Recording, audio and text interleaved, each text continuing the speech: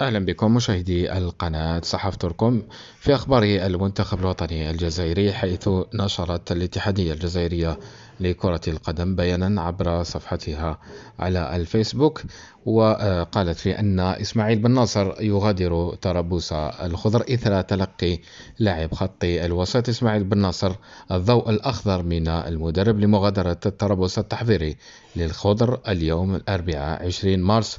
2024 من قبل الناخب الوطني كما قلنا فلاديمير بيتكوفيتش بسبب آلام طفيفة بعد خضوعه لفحوصات من طرف الطاقم الطبي ولتجنب أي مخاطر تقرر بالتشاور مع الناخب الوطني تسريح اللاعب والسماح له بالانضمام إلى فريقه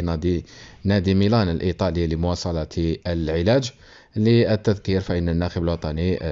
بيتكوفيتش كان قد استدعى آدم زورغان تحسبا لأي طارئ.